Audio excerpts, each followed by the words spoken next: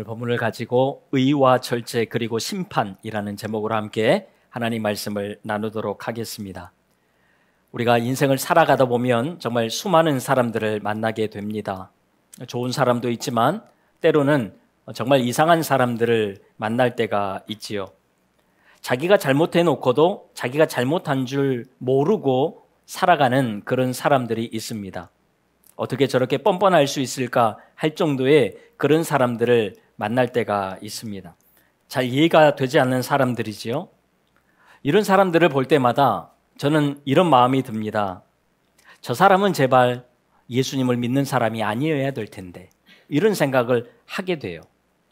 자, 그런데 여지없이 그 사람이 내리는 차에서는 찬양이 흘러나옵니다. 그 사람의 목에는 십자가의 목걸이가 달려있는 것을 보게 되지요. 여러분, 우리 믿음의 사람들은 이런 사람들이 되면 안 됩니다. 그리스도 예수를 믿는 도라는 것은요, 추상적이고 영적인 그런 도가 아니에요.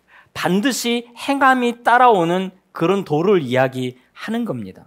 믿는 자들에게는 여러분, 의로움이 반드시 있어야 돼요. 우리에게는 의가 없다, 우리는 믿음으로 구원받지 행위로 구원받는 것이 아니다, 다 맞는 말입니다. 하지만 그럼에도 불구하고 오늘 우리에게는 반드시 의로움이 있어야 한다라는 거예요. 왜요? 하나님께서 우리가 의롭기를 원하시기 때문에 그렇습니다. 성경의 많은 말씀들이 우리에게 의롭게 살라고 말씀을 하고 있습니다. 여러분, 성경은 믿지 않는 자들에게 주시는 말씀이 아닙니다. 믿는 우리에게 주시는 말씀이지요. 세상 사람들에게 읽고 예수님을 믿으라고 주신 책이 아니라 오늘 예수님을 믿는 자들에게 주신 책이 성경책이지요. 그래서 여러분, 우리가 예수님을 믿는다라고 할 때에는 정말 우리 안에 의로움이 있어야 된다라는 거예요. 구원을 받기 위해서 의롭게 살라는 것이 아닙니다. 구원받은 백성이기에 우리는 의로워야 한다라는 거예요. 믿음의 사람들에게는 반드시 의가 따라와야 하는 것입니다. 자, 그러려면 우리가 의가 무엇인지를 분명하게 알고 넘어가야 되겠지요. 성경에서 말하는 의가 뭘까요? 성경에서 말하는 의는 우리가 세상에서 판단하는 것처럼 옳은 것이나 좋은 것, 이런 것을 말하는 것이 아닙니다. 그건 세상적인 의지요. 성경에서 말하는 의는 하나님의 의무를 이행하는 자의 상태를 이야기합니다. 다시 말해서 하나님의 말씀대로 살아가는 것, 그것이 성경이 말하는 의예요. 세상 사람들이 옳다고 생각하는 것을 따라가는 것이 의로움이 아니고요. 성경에서 말하는 것, 예수님이 말하는 그 말씀에 따라 살아가는 것 자체가 의라고 이야기를 하고 있습니다. 여러분, 오늘부터 다시금 하나님의 말씀을 기준 삼고 우리의 삶을 잘 살아가는 우리 모두가 다 될 수 있기를 간절히 소망합니다. 그런데 우리는 어떻지요? 자꾸 기준을 넘어서려고 합니다. 우리는 자꾸 기준을 깨뜨리려고 한다라는 거예요. 우리의 본성 자체가 그렇습니다. 그래서 우리에게는 절제라는 것이 반드시 필요합니다. 다 잘해놓고도 마지막에 절제가 안 되면 여러분, 공든탑이 무너지는 거잖아요. 그래서 어쩌면 성령의 9가지 열매 중에서 마지막 열매가 절제입니다. 다 잘해놓고도 마지막에 절제하지 못하면 그것으로 다 무너져요. 한순간에 다 사라져버리는 것입니다. 그만큼 절제가 중요한 거예요. 하나님의 의를 이루기 위해서는 우리에게 반드시 절제라는 것이 있어야 하는 겁니다. 이것이 무슨 말씀인지 오늘 말씀으로 한번 들어가 보도록 하지요. 여러분, 오늘 본문에 보면 바울을 고발하는 불의한 유대인들이 나옵니다. 여러분, 대제사장과 종교 지도자들이 등장하는데 이들이 율법을 몰라서 안 지키는 걸까요? 아니에요. 누구보다도 의를 알면서도 죄를 지은 사람들입니다. 오늘 본문을 잘 보세요. 유대인들이 바울을 고발하는데 아무 근거나 증거가 없습니다. 그러니 논리 자체가 없는 거지요. 논리가 없으니까 할 말이 없는 것입니다. 그래서 이들은 변호사 더둘로라는 사람을 대동해서 오는 거지요. 자기들로는 말을 할 수가 없습니다. 말할 게 없으니까요. 그래서 변호사를 데리고 옵니다. 여러분, 아무리 유능한 변호사라고 하더라도 없는 죄를 만들어내야 되는데, 여러분, 무슨 논리가 그 사람에게 특별한 게 있겠습니까? 그래서 한다는 게 뭐예요? 변호사가 벨릭스 총독에게 아부하는 것밖에는 할 게 없는 거지요. 3절을 한번 보세요. 벨릭스가 가여 우리가 당신을 힘입어 태평을 누리고 또 이 민족이 당신의 선견으로 말미암아 여러 가지로 개선된 것을 우리가 어느 모양으로나 어느 곳에서나 크게 감사하나이다 라고 이야기하는 거예요. 여러분, 지난주에 이야기했던 것처럼 벨릭스는 그렇게 좋은 사람이 아닙니다. 벨릭스 자기도 알고 있어요. 유대인들이 자기를 싫어한다는 것도 잘 알고 있습니다. 그런데 유대인들이 찾아와서 자기에게 아부를 떨면서 좋은 말을 막 하는 거예요. 그러니까 여러분, 이 자체만 놓고 봐도 이들에게 문제가 있다라는 것이 금방 드러나는 겁니다. 그리고 변호사가 먼 거리 100km를 넘는 거리를 와서 한다는 이야기가 여러 가지 이야기를 해야 되는데 그러지 않고 대강 이야기하겠습니다. 다시 말해서 짧게 이야기를 하겠다라는 거예요. 할 말이 없다는 거지요. 그러면서 그들이 억지로 주장하는 바울의 죄가 뭡니까? 우리 5절 같이 한번 읽을까요? 시작. 우리가 보니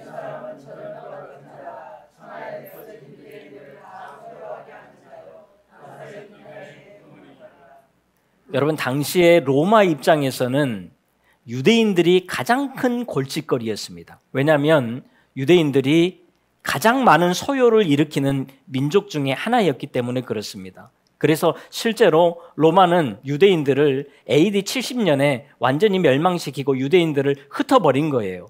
왜냐하면 이들은 모이면 소요를 일으키기 때문에, 모이면 문제를 일으키기 때문에 그들을 흩어버렸던 것입니다. 그런데 이런 그들이 바울이라는 사람을 향해서 이 사람이 유대인을 소요하게 하는 사람이다 라고 이야기를 하는 거예요. 여러분, 벨릭스에게 먹히겠습니까? 다른 사람이면 몰라도, 다른 민족이면 몰라도 유대인들은 소요의 문제를 가지고 이야기해서는 안 되는 민족이거든요. 너희들이나 잘해라. 속으로 그런 마음이 들지 않았겠습니까? 그리고 바울을 이단의 우두머리다라고 고발을 하는데요. 여러분, 우리가 이전에도 살펴봤던 것처럼 여러 차례 로마 정부는 종교적인 문제로 우리에게 오지 말라고 이야기를 했습니다. 종교적인 문제는 너희들끼리 해결하지 우리가 관여하지 않겠다라고 선을 분명하게 그었습니다. 그러니까 지금 벨릭스 입장에서는 이단의 우두머리라는 말 자체가 전혀 신경 쓰이지 않는 그런 말입니다. 관심 자체가 없어요. 그러니까 지금 이들이 바울을 고발하는데 바울에게 전혀 문제될 것이 하나도 없는 것입니다. 걸리는 것이 있다면 이것 하나지요. 여러분, 오늘 보면 6절에 보니까 성전을 더럽혔다는 거예요. 우리가 지난주 말씀의 근거에 의해서 보면 바울이 이방인을 데리고 성전에 들어갔다. 그래서 성전을 더럽혔다. 라는 그 내용이지요. 그런데 여러분, 오늘 6절을 보면요, 이 내용을 괄호를 표시해서 표현을 하고 있습니다. 6절 하반절에서 8절 상반절 없음이라고 표시가 되어 있습니다. 여러분, 성경을 보면 종종 괄호를 하고 없음이라고 하면서 넘어가는 구절들이 있습니다. 여러분, 이것은 분명히 성경 원문에는, 원어에는 글자의 흔적은 있는데 글자가 잘 보존되지 않아서 명확하게 해석할 수 없는, 글자가 보여지지 않는, 뭔가는 있는데 볼 수 없는 그 부분을 가리켜서 괄호하고 없음이라고 표시를 하고 넘어갑니다. 그러니까 오늘 본문 6절에도 6절 하반절에서 8절 상반절까지는 내용이 뭔가는 있는데 보이지 않는다라는 거예요. 그래서 없음하고 넘어갑니다. 그리고 성경을 보다 보면 간혹 괄호를 하고 내용이 들어가 있는 것들이 있어요. 요한복음에 보면 종종 나옵니다. 이 괄호는 그 말씀에 있어서 뭔가 보충해주는, 뭔가 더 추가로 설명해주는 그런 내용이 괄호로 표시가 되어 있는 것을 우리가 볼 수가 있지요. 그런데 저는 오늘 본문을 보면서 이런 생각이 드는 거예요. 오늘 6절 하반절에서 8절 상반절 왜 이 말씀이 없는 걸까? 왜 하나님은 이 말씀이 남아있지 않게 하셨을까? 6절 우리가 한번 잘 보세요. 그가 또 성전을 더럽게 하려 함으로 우리가 잡아싸우니. 자, 그러면서 그 다음 논리를 펼쳐가야 되는데 할 말이 없는 거예요. 자기가 지금 이야기하면서도 지금 말이 맞지 않다라는 것을 느꼈던 겁니다. 여러분, 성전을 더럽힌 후에 그 사람을 잡았으면 이미 죄가 성립합니다. 왜냐하면 죄 지은 것을 잡아왔기 때문에. 그런데 지금 이 말씀을 보세요. 더럽게 하려 함으로 잡았다라는 거예요. 아직 더럽게 하지 않은 상태에서 붙잡았다라는 거지요. 그러면 이 자체가 어쩌면 죄가 성립이 안 된다라는 것입니다. 죄 짓기 전에 붙잡은 거예요. 그리고 여러분, 아시아에서 온 유대인들이 바울을 분명히 고발했다라고 이야기를 했는데 지금 이곳에 찾아온 사람들 중에는 아시아에서 온 유대인들이 없습니다. 다시 말해서 고발자가 지금 없다라는 거예요. 재판을 해야 되는데 고발한 사람이 없습니다. 그리고 정말 바울이 이방인을 성전에 데리고 들어가서 성전을 더럽혔다면 지금 바울만 잡혀와 있는 것이 아니라 이 이방인도 같이 잡아왔어야 됩니다. 그리고 어쩌면 바울을 죽이기보다는 이 이방인이 죽어야 마땅한 거예요. 그런데 지금 이 이방인 자체가 없습니다. 범죄자 자체가 없는 거예요. 여러분, 고발자 없지요? 범죄자가 없지요? 이런 상황에서 무슨 재판을 할 수 있겠습니까? 그래서 더들로는 벨릭스에게 직접 신문하시면 아실 수 있습니다. 그러면서 떠넘기는 것을 볼 수가 있습니다. 할 말이 없는 거죠. 그리고 유대인들은 이 말이 옳다. 지금 주장한 것도 없는데, 맞는 이야기도 하나도 없는데 그냥 무조건 옳다라고 주장을 하고 있는 것을 볼 수가 있습니다. 여러분, 지금 이들의 모든 행동들은요, 다 죄입니다. 율법을 심각하게 어기는 행동들이에요. 여러분, 율법이라는 것 자체는 사람을 죽이는 것이 아닙니다. 사람을 살리기 위한 법이지요. 우리의 약함을, 또 우리의 악함을 아시기 때문에 하나님께서 말씀의 기준을 두고 또 그 말씀대로 살게 하시고 절제하게 하시는 것이 율법입니다. 이것이 율법의 취지지요. 그런데 지금 이들은 율법을 사람을 죽이는 도구로 사용을 하고 있다라는 것입니다. 이 자체가 심각한 범죄입니다. 그리고 거짓 증인, 위증죄는요, 율법에 있어서 굉장히 강력하게 경고를 하고 있는 그런 말씀 중에 하나입니다. 그런데 이들은 입술에 침도 바르지 않고 거짓말을 술술 하고 있는 것을 볼 수가 있지요. 사실 로마법도 위증법은 굉장히 심각하게 다루었습니다. 그래서 로마에다가 한번 고발을 하게 되면 그 고발한 내용으로 끝까지 재판을 가야 되는 거예요. 중간에 고발해놓고 아닌 것 같다 해서 빠질 수 있는 것이 아닙니다. 그래서 어쩌면 지금 이 종교 지도자들은 할 말도 없고 딱히 증거도 없는데도 이 먼 곳까지 끌려와서 재판을 해야 되는, 억지로 해야 되는 그런 상황이 되었던 거지요. 안 가면 자기들이 무고죄, 위증죄로 걸려들기 때문에 가야 되는 것입니다. 이렇듯 이들은 정말 못된 범죄자의 모습을 가지고 있습니다. 자, 그렇다면 유대인들, 유대 종교 지도자들은 왜 이렇게 되었을까요? 율법을 몰라서 못 지켰습니까? 아니요. 잘 알면서도 안 지킨 것입니다. 여러분, 오늘 우리도 마찬가지입니다. 우리가 하나님의 말씀을 몰라서 안 지킵니까? 아니지요. 알면서도 안 지킵니다. 말씀이 생각나지 않아서 못 지킵니까? 아니에요. 때로는 하나님의 말씀이 분명하게 생각이 남에도 불구하고 우리는 그냥 죄를 짓고 맙니다. 이게 우리의 모습이에요. 순간 우리의 마음을 절제하지 못해서 죄를 짓는 것입니다. 이 마음을 절제하지 못하는 게 우리가 죄를 짓게 하는 데에 굉장히 큰 걸림돌이 되더라는 거지요. 여러분 지금 대제사장 아나니아 일반 사람이 아닙니다. 굉장히 믿음 안에 서 있는 그런 대표적인 사람이지요. 그런데 이런 그가 오늘 이 먼 곳까지 재판하러 와서 거짓말로 재판을 하는 이유가 뭘까요? 한순간 그의 감정을 절제하지 못했기 때문에, 바울에 대한 미움이 극도로 차올랐기 때문에 그는 결국 이 자리까지 와서 율법을 어겨가면서 죄를 지으면서 이렇게 행동을 하고 있는 것을 볼 수가 있습니다. 그래서 의를 행하는 데 있어서 여러분 마음을 절제하는 것은 굉장히 중요합니다. 잠언 4장 23절에 중요한 말씀이 있습니다. 같이 한번 읽지요. 시작. 모든 지킬 만한 것 중에 더욱 내 마음을 지키라. 생명의 근원이 이에서 남이니라. 아멘. 말씀을 많이 지키라는 것이 아니라 무엇보다 우리의 마음을 지켜야 된다라고 말씀을 하고 있습니다. 여러분 이번 한 주간 살아가실 때에 하나님의 말씀도 잘 지키셔야 되지만 우리의 마음을 먼저 잘 지키며 살아갈 수 있는 우리 모두가 다 될 수 있기를 간절히 소망합니다. 자, 그렇다고 우리의 마음이 잘 지켜질까요? 내가 마음을 잘 지켜야지. 마음 잘 지켜집니까? 우리의 본성 자체가 잘 지키기가 어려워요. 여러분 우리가 세상의 법을 지키는 것도 사실은 쉽지 않잖아요. 세상의 법을 어기지 않고 살아가는 것 우리의 본성상 어렵습니다. 우리는 어기고 싶어요. 그런데 여러분 세상의 법을 우리가 왜 어기지 않고 살아갑니까? 세상의 법을 왜 우리가 잘 지키고 살아가지요? 이유는 안 지키면 처벌을 받기 때문에 그렇습니다. 여러분 이 원리를 우리가 영적인 원리에도 동일하게 적용할 필요가 있습니다.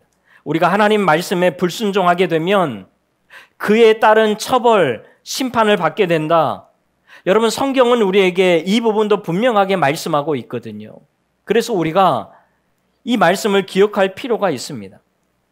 바울도 항상 이것을 기억하고 살았던 사람이에요.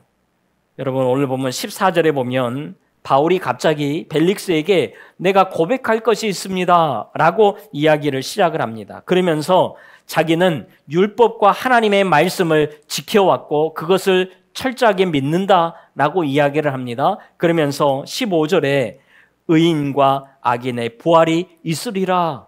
자기는 이것 또한 믿는다라고 지금 이야기를 하게 됩니다.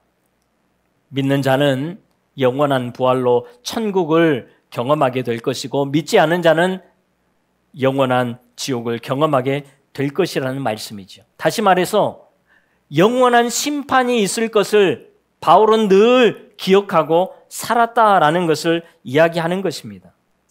그래서 바울은 이 마지막 심판, 또 내가 죄를 지었을 때에 받게 되는 심판, 이것을 기억하면서 믿음으로 살기에 힘썼다라고 고백하는 것이 16절입니다. 같이 한번 읽지요. 시작.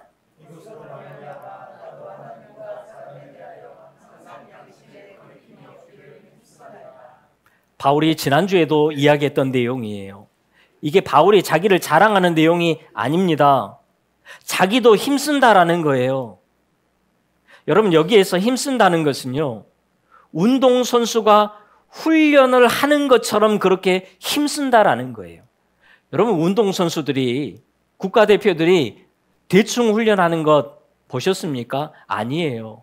매일매일 자기의 한계에 다다를 때까지 최선을 다해서 정말 때로는 죽을 듯이 그렇게 훈련을 하는 거지요. 그것도 하루 이틀 아닙니다. 일주일 하고 쉬는 게 아니에요. 매일매일 그런 훈련을 하는 겁니다. 여러분 지금 바울이 혹시 구원이 취소될까 봐 그것을 염려하는 것이 아니에요. 바울은 그냥 이 심판을 항상 의식하고 살아갔다라는 것입니다. 이것이 우리가 하나님 말씀에 순종하고 절제하는 데 있어서 굉장히 유익하기 때문에 그렇습니다. 바울은 지금 이것을 유대인과 벨릭스에게 이야기하고 있는 것입니다. 이것이 지금 바울이 변호하는 자기 변호의 핵심이에요. 하나님 앞에 거리낌 없이 내가 살았기 때문에 사람 앞에서도 거리낌이 없다라고 지금 주장을 하고 있는 겁니다. 바울은 늘 심판을 생각했어요. 마지막 때를 생각했습니다. 그러면서 자신의 삶에 늘 절제를 했어요. 그러면서 하나님의 의로움을 이루며 살았다라는 거예요. 그리고는 자신의 변호는 간단히 합니다. 12일 만에 소요를 일으킬 수 있을 수 있냐? 12일 만에 어떻게 온 유대인을 소요하게 만들 수 있냐? 그것은 불가능하다라는 것이요. 그리고 지금 고발자도 없고 증거도 없다라는 것입니다. 범죄자도 없다라는 것입니다. 유대인들에게 거슬릴 만한 것이 하나 있다면 자기가 부활에 대한 이야기를 한 것뿐이다 라고 오늘 성경은 이야기를 하고 있습니다. 그러면서 자기의 복음의 핵심은 부활이다 라고 다시 한번 이야기를 하고 있는 거지요. 바울에게는 부활의 소망이 가장 중요했거든요. 자, 이 이야기를 벨릭스가 다 들어보니까 바울에게 죄가 있습니까? 없습니까? 죄가 없는 거지요. 그리고 사실 벨릭스는 누구보다도 유대인들을 잘 아는 사람이었습니다.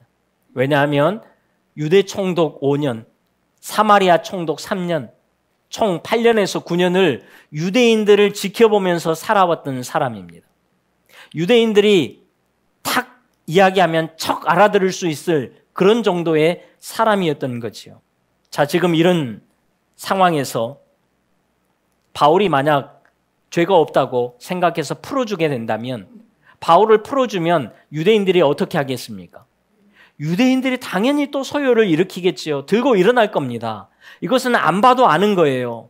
그동안 벨릭스가 유대인들을 경험했을 때에 무조건 이럴 것이다 라는 것이 보여지는 겁니다. 그래서 증거나 물증이 전혀 없는데도 바울을 풀어줄 수가 없었던 거예요. 자, 그렇다고 바울을 처벌할 수도 없습니다.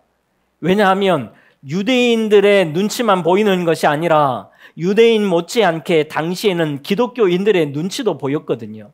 예루살렘에만 수만 명의 성도들이 있었습니다.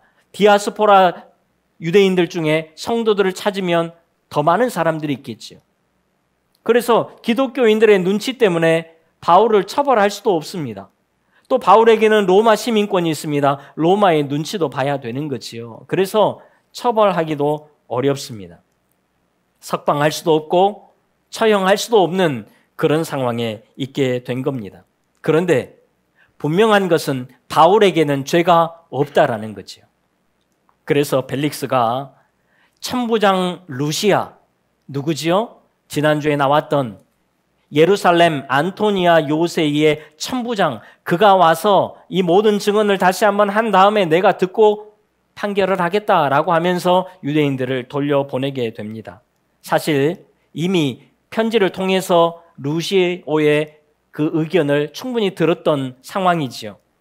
그렇다면 지금 이 일은 그냥 시간 끌기 작전에 들어가겠다라는 거지요. 그리고 바울을 다시 감옥에 가둬두라는 것입니다. 그런데 23절을 보세요. 백부장에게 명하여 바울을 지키되 자유를 주고 그의 친구들이 그를 돌보아 주는 것을 금하지 말라. 죄가 없으니까요. 상당히 배려해 주는 것을 볼 수가 있습니다. 총독의 보호 안에서 자유하게 하는 것을 볼 수가 있지요. 그러면서 여러분 벨릭스는 자기의 아내와 함께 바울을 찾아가서 바울에게 그리스도 예수에 관한 도를 듣게 됩니다. 어떻게 보면 바울에게 개인 성경 공부를 하게 되는 거죠. 그때 바울이 가르쳐 주는 내용이 뭘까요? 오늘 말씀의 제목이었지요. 25절 한번 보세요. 바울이 의와 절제와 장차 오는 심판을 강론하니. 그리스도인으로 산다는 것은 의롭게 사는 것을 말씀을 합니다. 그리고 죄와 늘 싸우면서 절제하는 삶을 살아가는 거예요. 생각과 마음이 가는 대로 살면 안 된다라는 것입니다. 그리고 마지막 때의 심판을 기억하고 살아가는 것, 이것이 그리스도인의 삶이다라고 지금 가르쳤다는 거지요. 바울은 항상 행동을 포함한 믿음을 강조했던 사람입니다. 바울은 그저 은혜만 강조했고 행위를 강조하지 않은 사람이 아니었고요. 여러분, 바울이 지금 강력하게 강조하는 의, 절제, 심판은요, 행동에 근거한 믿음을 이야기하고 있다라는 거예요. 자, 이 이야기를 자꾸 듣다 보니까 벨릭스가 두려움을 느끼게 됩니다. 믿지 않는 자들에게 심판의 이야기는 듣기 싫은 내용이기도 하지만 두려움을 가져다 주는 그런 내용입니다. 벨릭스가 이렇게 두려움이 생겼을 때에 두려운 하나님 앞에 엎드리면 얼마나 좋습니까? 그래서 믿음을 가지면 참 좋겠지요. 그런데 벨릭스는 믿음보다 돈이 더 중요한 사람이었습니다. 돈이 더 두려웠던 거예요. 그래서 이후에도 바울을 자주 만났지만 바울에게 돈을 받을까 하고 만났다라고 오늘 우리가 읽었던 본문 뒤에를 보면 나와 있습니다. 바울에게 돈이 많다고 느낀 거예요. 왜요? 바울 얼굴을 딱 보니까 돈 좀 있게 생겼거든요. 어떻게 생기면 돈 있게 생긴 걸까요? 바울은요, 마게도냐 지역을 돌아다니면서 성도들에게 굉장한 헌금을 거둘 수 있는 그런 능력의 사람이었습니다. 그래서 그 이야기를 들었기 때문에 바울에게 뭔가 얻을 수 있겠다. 바울이 또 로마 시민 아닙니까? 로마 시민 웬만한 사람이 되기가 어렵습니다. 상당한 돈이 있어야 이방인 중에 로마인이 될 수 있거든요. 그래서 돈 있는 집안이겠다 해서 돈을 자꾸 받아내려고 했던 것입니다. 그리고 벨릭스는 자기를 대적할 유대인들을 두려워했습니다. 그래서 판결을 내리지 않고 시간을 끌게 되는데 얼마까지 끌게 되냐면 여러분 27절 같이 한번 읽을까요? 시작.